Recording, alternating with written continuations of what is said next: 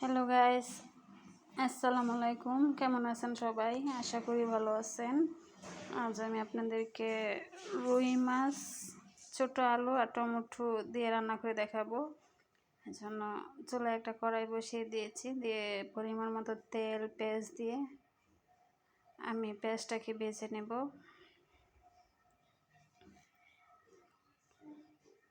পেঁয়াজটাকে নেড়ে ছেড়ে ভেজে নিচ্ছি।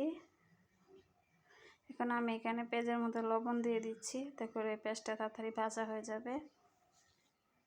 এখন পেঁয়াজটা ভাজা হয়ে গেছে, আমি একটু পানি দিয়ে দিয়েছি, দিয়ে আমি মশলাগুলো দিয়ে দেবো। এখানে দিয়ে দিচ্ছি আদা রসুন বাটা পরিমাণ মতো, দিয়ে আমি মশলাটাকে ভালো করে কষিয়ে নেব, কাঁচা গন্ধ যাওয়া অবধি আমি কষিয়ে নেব।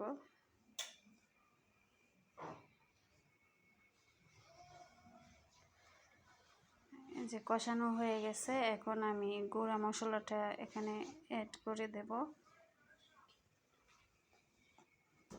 এখানে মরিচের গুঁড়া, হলুদের গুঁড়া, ধনিয়ার গুঁড়া আর জিরা গুঁড়া দিয়ে দিয়েছি। দিয়ে এখন আমি মশলাটাকে কষিয়ে নেব, আর একটুখানি পানি দিয়ে দিয়েছি। দিয়ে আমি ভালো করে মশলাটাকে কষিয়ে নেব।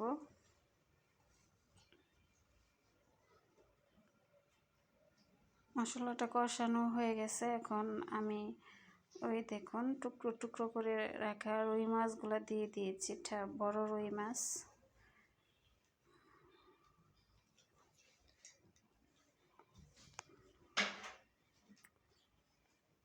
দিয়ে একটুখানি কষিয়ে নিয়ে তারপর আমি আলুগুলা ভাপ দিয়ে রেখেছিলাম, ছোটো আলু টমেটো দিয়ে দেব।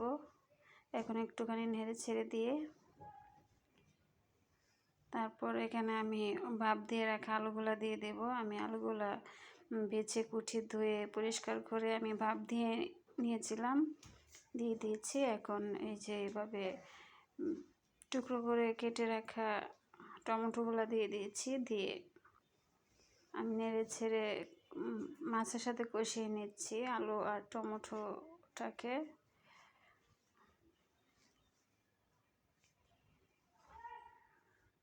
আবার ঢাকনা দিয়ে একটু ডেকে একটুখানি কষিয়ে নেব।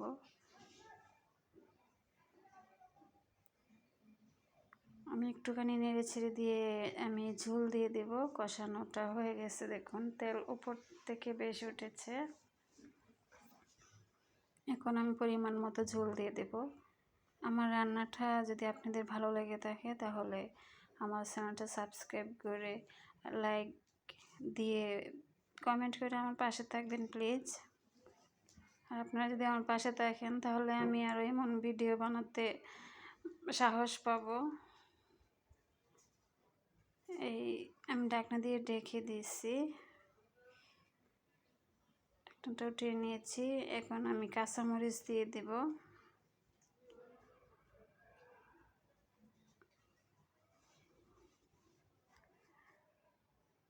আমার রান্নাটা হয়ে গেছে।